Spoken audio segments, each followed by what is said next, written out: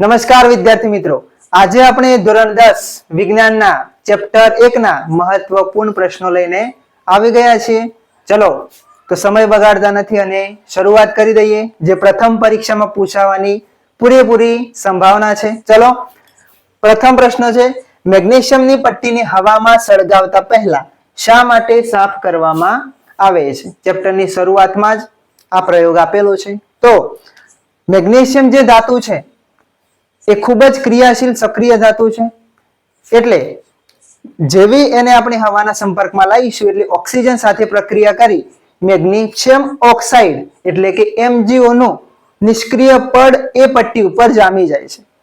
એટલે જ્યારે આપણે એને સળગાવીએ એ સમયે એના પર MgO નું પડ જામેલું હોય છે, જેના લીધે એને ઝડપથી સળગાવી શકાતી નથી। તો એના માટે જે MgO નું પડ પહેલાથી જે જામેલું છે એને આપણે કાચ પેપર વડે સાફ કરી દેવામાં આવે છે અને એના પછી મેગ્નેશિયમની પટ્ટી આપણે સળગાવીએ છીએ। ઓકે, તો આ જવાબ આપણે વિદ્યાર્થી મિત્રો લખવાનો થશે। ચલો, જો સમીકરણ લખવાનું થાય તો આપણે કઈ રીતે લખીશું? તો મેગ્નેશિયમ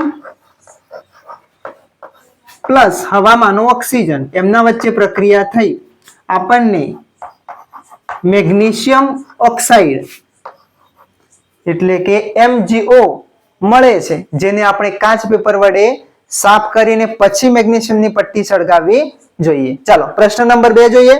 સિમેન્ટ બનાવવા માટે કયો પદાર્થ વપરાય છે? તેની બનાવટ લખો। ઘણીવાર પરીક્ષામાં પ્રશ્ન પૂછાતો હોય છે કે સિમેન્ટ જે આપણે મકાનના ચણતરમાં વાપરીએ છીએ એ સિમેન્ટ બનાવવા માટે શેનો ઉપયોગ થાય છે? તો એ સિમેન્ટ બનાવવા માટે જે ધાતુનો આપણે જે સંયોજનનો આપણે ઉપયોગ કરીએ છીએ એનું નામ છે કેલ્શિયમ ઓક્સાઇડ, જેને આપણે સાદી ભાષામાં કળી ચૂનો તરીકે ઓળખીએ છીએ। કેલ્શિયમ ઓક્સાઇડ એટલે કે CaO। તો આ CaO એટલે કે કેલ્શિયમ ઓક્સાઇડ કઈ રીતે બનશે? તો CaCO3 એટલે કે કેલ્શિયમ કાર્બોનેટ, જેને આપણે ચૂનાનો પથ્થર તરીકે ઓળખીએ છીએ, એ ચૂનાના પથ્થરને આપણે ગરમ કરીશું એટલે એના વિઘટન થવાથી આપણને કેલ્શિયમ ઓક્સાઇડ અને કાર્બન ડાયોક્સાઇડ વાયુ મળશે। એટલે અહીં જે કેલ્શિયમ ઓક્સાઇડ મળે છે એ સિમેન્ટ બનાવવા માટે વપરાય છે। હવે આ જે બનાવટ છે એને આપણે સમીકરણ રૂપે દર્શાવવી હોય તો કઈ રીતે લખી શકાય?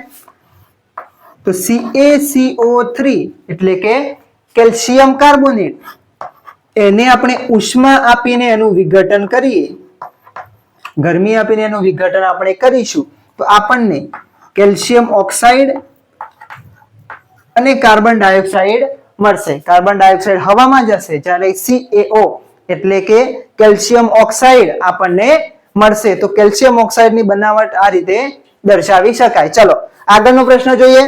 વ્યાખ્યાઓ લખો ક્ષારણ અને ખોરાપણું।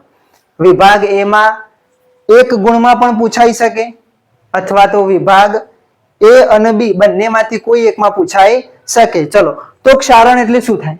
તો કોઈ પણ ધાતુ હોય એને આપણે હવાની હાજરીમાં અથવા તો એસિડ અને ભેજની હાજરીમાં, હવા, ભેજ અથવા તો એસિડની હાજરીમાં ખુલ્લી મૂકવામાં આવે તો એ ધાતુ પર કાટ લાગી જાય છે, જેને આપણે ક્ષારણ થયું કહીએ છીએ। તો આ ક્ષારણ તમે લોખંડમાં જોયું હોય તો લોખંડની ધાતુ પર લાલાશ પડતા કથ્થાઈ રંગનું પડ જામી જાય છે, જેને આપણે કાટ કહીએ છીએ। ચાંદીની ધાતુ જુઓ તેના પર કાળાશ પડતું પડ જામી જાય છે। તાંબા અને પિત્તળની વસ્તુમાં જુઓ તો લીલા રંગનું આપણને પડ જોવા મળે છે, જેને આપણે શું કહીએ છીએ? ક્ષારણ થયું કહેવાય। તો ક્ષારણની વ્યાખ્યા લખવી હોય તો જ્યારે કોઈ પણ ધાતુને હવા અને ભેજની હાજરીમાં ખુલ્લી રાખવામાં આવે તો હવામાંના ઓક્સિજનના લીધે તેના પર ઓક્સિડેશન પ્રક્રિયા થવાને લીધે તેનો રંગ બદલાય છે, જેને આપણે ક્ષારણ તરીકે ઓળખીએ છીએ। ચલો, બીજું આપ્યું છે ખોરાપણું। તો તૈલી અને ચરબીયુક્ત પદાર્થો, તૈલી અને ચરબીયુક્ત પદાર્થો જે હોય એને જો હવાની હાજરીમાં આપણે ખુલ્લા મૂકી રાખીએ તો અમુક સમય બાદ હવામાંના જે ઓક્સિજન ખરા એની હાજરીમાં એનું ઓક્સિડેશન થવાથી એ પદાર્થનો, એ ખાદ્ય પદાર્થનો સ્વાદ અને ગંધ બદલાઈ જાય છે। બરાબર, એ પદાર્થનો સ્વાદ અને ગંધ બદલાઈ જાય છે. એટલે આ જે પ્રક્રિયા થાય એને આપણે ખોરાપણું તરીકે ઓળખીએ છીએ. અને આ ખોરાપણું દૂર કરવા માટે આપણે એન્ટીઓક્સિડન્ટ પદાર્થો એમાં ઉમેરીએ છીએ, જેમ કે આપણે એને નાઇટ્રોજનમાં ભરીએ છીએ. ચલો આગળનો પ્રશ્ન જોઈએ. રાસાયણિક પ્રક્રિયા દરમિયાન કેવા કેવા ફેરફારો જોવા મળે છે? તો રાસાયણિક પ્રક્રિયા થાય તો એમાં ફેરફારો કયા થાય? કઈ રીતે આપણને ખબર પડશે કે રાસાયણિક પ્રક્રિયા થઈ છે કે નહીં? તો સૌથી પહેલા તમે જુઓ કે કોઈ પણ રાસાયણિક પ્રક્રિયા થતી હોય તેની ભૌતિક અવસ્થામાં ફેરફાર થશે. પ્રવાહી હોય તો વાયુમાં રૂપાંતર થાય, ઘન હોય તો પ્રવાહી થશે.